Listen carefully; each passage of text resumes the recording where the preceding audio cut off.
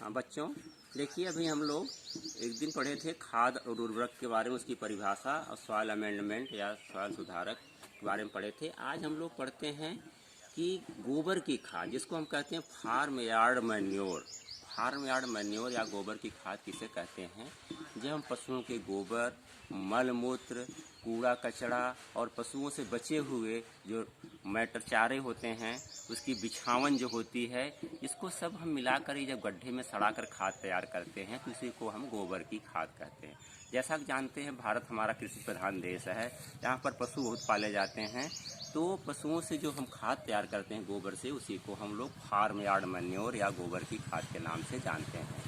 सबसे अधिक खाद ये होती है, एक हमारी ये संपूर्ण खाद, जैसे आप पढ़े होंगे दूध हमारा संपूर्ण भोजन होता है, तो गोबर की खाद को हम लोग संपूर्ण खाद के नाम से भी जान सकते हैं, क्योंकि इसमें सभी जितने पौधों के लिए आवश्यक पोषक तत्व 17 की आवश्यकता होती है, इससे 17 तत्वों की पूर्ति पौधों में होती रहती है। तो गोबर की खाद कैसे बनाते हैं, ये बनाने की विधि क्या है? आप जानते हैं, अगर गोबर की खाद बनाना, सबसे पहले क्या करें, गड्ढा बनाते हैं। गड्ढा कैसे बनाएं? गड्ढे ऐसे जगह पर बनाए जाते हैं जहाँ का धरातल थोड़ा ऊंचा हो और जिसे वहाँ पानी न लगता हो और ढाल भी न हो। ऊंचाई पर रहने से क्या होगा कि जो बरसात का पानी होगा गड्ढे में नहीं जाने पाएगा, तो ये हमारी खाद अच्छी तैयार होगी।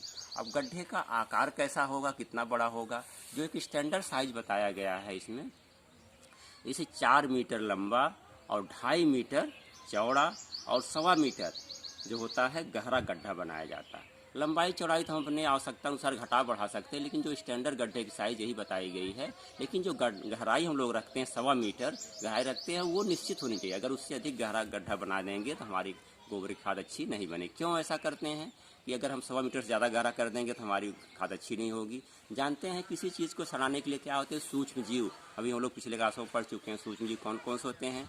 जीवाणु होता है, फफूंदी होती है, प्रोटोजोआ होता है, ये सब हैं हमारे। तो एक्टिनोमाइसीट्स है। तो ये सब क्या करते हैं? सड़ाने गलाने का कार्य करते हैं। अगर 1.25 मीटर तक जो होते हैं हवा पहुंचती रहती बराबर, तो सड़ाने में बहुत सक्रिय रहते हैं, हमारी खाद अच्छी बनती है। अगर 1.25 मीटर से गहरा हम लोग गड्ढा खोद देंगे तो वहाँ पर हवा पूरा नहीं होगा, तो वहाँ एनारोबिक रिएक्शन होगा, तो वो अच्छी खाद हमारी नहीं बनेगी। जहाँ पर हवा की उपस्थिति है वहाँ तक हमारे जीवाणु ज़्यादा सक्रिय होते हैं, एक्टिव होते हैं, खाद जल्दी सड़ के तैयार हो जाती हैं। इसीलिए जो गड्ढे की गहराई होती है वो 100 मीटर ही रखना चाहिए। गड्ढा तैयार करने के बाद हम क्या करते हैं? देखिए, डेली हमारे पशु होते हैं, उनका जो गोबर निकलता है उसके नीचे हम लोग कुछ न कुछ बिछाते भी हैं। कहीं प्यार बिछा दिए, गन्ने की पत्ती बिछा दिए, कुछ बिछाते भी हैं, कहीं मिट्टी भी डाल देते हैं। तो गोबर, प्यार, घर का कूड़ा कचरा होता है, पशु जो खाते हैं, कुछ चारा बच जाता है, वो वेस्ट होता है, तो सब मिलाकर हम क्या करते हैं? गड्ढे में भरते जाते हैं। और भरते भरते एक अवस्था ऐसी हो जाती है जब हमारा गड्ढा पूर्ण रूप से भर जाता है। भरने के बाद हम उसको, देखिए, जब सामान्य से मेड़ होती है, मेड़ से करीब जो हमारी जितना चौड़ा गड्ढा है उससे ऊंचाई करीब हम लोग 30 से 40 सेंटीमीटर ऊंचा गड्ढे का भरान करते हैं। क्योंकि उसके ऊपर जो होता है धीरे धीरे, क्योंकि सड़ने के बाद जो होता है गोबर नीचे बैठता जाता है, तो वो आकर के एकदम हमारे जो गड्ढे के लेवल में आ जाता है, बराबर सतह पर आ जाता है। इसीलिए हम लोग 35 से 40 जो सेंटीमीटर ऊंचा तक भराई करते हैं। उसके ऊपर जो होता है गोबर, जब गड्ढा भर जाए हमारा, तो वो उसके ऊपर 15 सेंटीमीटर यानी आधा फुट मिट्टी की एक तह बिछा दी जाती पूरे गड्ढे के ऊपर। ये क्यों करते हैं? जानते हैं आप, जो हमारी खाद सड़ती है उसमें तमाम गैसें निकलती रहती हैं, खासकर अमोनिया गैस होती है। अमोनिया गैस क्या होगी? जब निकलेगी, सड़न होगा, उसमें गोबर सड़ेगा, अमोनिया गैस निकलेगी। अमोनिया गैस जानते हैं, उसका सूत्र होता है NH3। तो नाइट्रोजन इसमें है, जब गैस बनकर उड़ जाएगी तो हमारी जो है खाद अच्छी नहीं हो पाएगी। तो जो गैस निकलेगी वो मिट्टी सोख लेगी, तो इसलिए करते हैं। और जो मिट्टी होती है धूप और वर्षा से भी हमारी खाद की रक्षा करती रहती है, तो ये आवश्यक होता है। इस प्रकार जब गड्ढा भर जाता है तो लगभग 6 महीने के अंदर, तो 6 महीने में हमारी गोबर की खाद सड़ करके अच्छी खाद तैयार हो जाती है। उसके बाद हम उसे खेत में निकाल करके डाल देते हैं। अगर गोबर खाद कंपोजिशन के बारे में देखा जाए, इसमें मुख्य रूप से हमारा नाइट्रोजन 0.5% पाया जाता है, फास्फोरस 0.26% पाया जाता है और पोटास भी 0.5% पाया जाता है। इसके अलावा गोबर खाद में जैविक पदार्थ की मात्रा भी बहुत अधिक पाई जाती है। और जो सूक्ष्म तत्व होते हैं, ट्रेस एलिमेंट या माइक्रो एलिमेंट होते हैं, जैसे calcium, magnesium, boron, copper, zinc, chlorine, nickel, ये सब भी जो सूक्ष्म तत्व होते हैं, पौधों के लिए बहुत आवश्यक होते हैं, वो भी इस खाद में पाया जाता है। तो ये हमारी गोबर खाद बहुत सर्वोत्तम खाद होती है, तो फसलों के लिए बहुत अच्छी मानी जाती है। इसके अलावा हमारी और भी खादें हैं, कंपोस्ट खाद है, हरी खाद है, इसको हम लोग अगले क्लास में पढ़ेंगे। तो आज हम लोग गोबर खाद के बारे में पढ़ें। ठीक है, अगले क्लास फिर मिलेंगे। धन्यवाद। हाँ बच्चों, देखिए अभी हम लोग एक दिन पढ़े थे खाद और उर्वरक के बारे में, उसकी परिभाषा और सॉइल अमेंडमेंट या सॉइल सुधारक के बारे में पढ़े थे। आज हम लोग पढ़ते हैं कि गोबर की खाद, जिसको हम कहते हैं farm yard manure. Farm yard manure या गोबर की खाद किसे कहते हैं?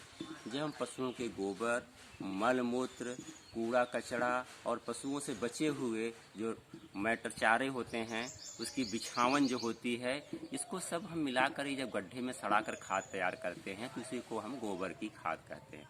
जैसा कि जानते हैं, भारत हमारा कृषि प्रधान देश है, यहाँ पर पशु बहुत पाले जाते हैं। तो पशुओं से जो हम खाद तैयार करते हैं गोबर से, उसी को हम लोग फार्म यार्ड मैन्योर या गोबर की खाद के नाम से जानते हैं। सबसे अधिक खाद ये होती है, एक हमारी ये संपूर्ण खाद, जैसे आप पढ़े होंगे दूध हमारा संपूर्ण भोजन होता है, तो गोबर की खाद को हम लोग संपूर्ण खाद के नाम से भी जान सकते हैं, क्योंकि इसमें सभी जितने पौधों के लिए आवश्यक पोषक तत्व 17 की आवश्यकता होती है, इससे 17 तत्वों की पूर्ति पौधों में होती रहती है। तो गोबर की खाद कैसे बनाते हैं, ये बनाने की विधि क्या है? आप जानते हैं, अगर गोबर की खाद बनाना, सबसे पहले क्या करें? गड्ढा बनाते हैं। गड्ढा कैसे बनाएं? गड्ढे ऐसे जगह पर बनाए जाते हैं जहाँ का धरातल थोड़ा ऊंचा हो और जिसे वहाँ पानी न लगता हो और ढाल भी न हो। ऊंचाई पर रहने से क्या होगा कि जो बरसात का पानी होगा गड्ढे में नहीं जाने पाएगा, तो वो हमारी खाद अच्छी तैयार होगी। अब गड्ढे का आकार कैसा होगा, कितना बड़ा होगा? जो एक स्टैंडर्ड साइज बताया गया है इसमें, इसे 4 मीटर लंबा और 2.5 मीटर चौड़ा और 1.25 मीटर जो होता है गहरा गड्ढा बनाया जाता है। लंबाई चौड़ाई तो हम अपने आवश्यकता अनुसार घटा बढ़ा सकते हैं, लेकिन जो स्टैंडर्ड गड्ढे की साइज यही बताई गई है। लेकिन जो गहराई हम लोग रखते हैं, 1.25 मीटर गहराई रखते हैं, वो निश्चित होनी चाहिए। अगर उससे अधिक गहरा गड्ढा बना देंगे तो हमारी गोबर की खाद अच्छी नहीं बनेगी। क्यों ऐसा करते हैं कि अगर हम 1.25 मीटर से ज़्यादा गहरा कर देंगे तो हमारी खाद अच्छी नहीं होगी। जानते हैं किसी चीज़ को सड़ाने के लिए क्या होते हैं? सूक्ष्म जीव। अभी हम लोग पिछले क्लासों में पढ़ चुके हैं सूक्ष्म जीव कौन कौन से होते हैं। जीवाणु होता है, फफूंदी होती है, प्रोटोजोआ होता है, ये सब हैं हमारे। तो एक्टिनोमाइसीट्स है। तो ये सब क्या करते हैं? सड़ाने गलाने का कार्य करते हैं। अगर 1.25 मीटर तक जो होते हैं हवा पहुंचती रहती बराबर, तो वो सड़ाने में बहुत सक्रिय रहते हैं, हमारी खाद अच्छी बनती है। अगर 1.25 मीटर से गहरा हम लोग गड्ढा खोद देंगे तो वहाँ पर हवा पूरा नहीं होगा, तो वहाँ एनारोबिक रिएक्शन होगा, तो वो अच्छी खाद हमारी नहीं बनेगी। जहाँ पर हवा की उपस्थिति है वहाँ तक हमारे जीवाणु ज़्यादा सक्रिय होते हैं, एक्टिव होते हैं, खाद जल्दी सड़ के तैयार हो जाती हैं। इसीलिए जो गड्ढे की गहराई होती है वो 100 मीटर ही रखना चाहिए। गड्ढा तैयार करने के बाद हम क्या करते हैं? देखिए, डेली हमारे पशु होते हैं, उनका जो गोबर निकलता है उसके नीचे हम लोग कुछ न कुछ बिछाते भी हैं। कहीं प्यार बिछा दिए, गन्ने की पत्ती बिछा दिए, कुछ बिछाते भी, कहीं मिट्टी भी डाल देते हैं। तो गोबर, प्यार, घर का कूड़ा कचरा होता है, पशु जो खाते हैं, कुछ चारा बच जाता है, वो वेस्ट होता है, तो सब मिलाकर हम क्या करते हैं? गड्ढे में भरते जाते हैं। और भरते भरते एक अवस्था ऐसी हो जाती है जब हमारा गड्ढा पूर्ण रूप से भर जाता है। भरने के बाद हम उसको, देखिए, जब सामान्य से मेड़ होती है, मेड़ से करीब जो हमारी जितना चौड़ा गड्ढा है उससे ऊंचाई करीब हम लोग 30 से 40 सेंटीमीटर ऊंचा गड्ढे का भरान करते हैं। क्योंकि उसके ऊपर जो होता है धीरे धीरे, क्योंकि सड़ने के बाद जो होता है गोबर नीचे बैठता जाता है, तो वो आकर के एकदम हमारे जो गड्ढे के लेवल में आ जाता है, बराबर सतह पर आ जाता है। तो इसीलिए हम लोग 35 से 40 जो सेंटीमीटर ऊंचा तक भराई करते हैं। उसके ऊपर जो होता है गोबर, जब गड्ढा भर जाए हमारा, तो वो उसके ऊपर 15 सेंटीमीटर यानी आधा फुट मिट्टी की एक तह बिछा दी जाती है पूरे गड्ढे के ऊपर। ये क्यों करते हैं? जानते हैं आप, जो हमारी खाद सड़ती है उसमें तमाम गैसें निकलती रहती हैं, खासकर अमोनिया गैस होती है। अमोनिया गैस क्या होगी? जब निकलेगी, सड़न होगा, उसमें गोबर सड़ेगा, अमोनिया गैस निकलेगी। अमोनिया गैस जानते हैं, उसका सूत्र होता है NH3।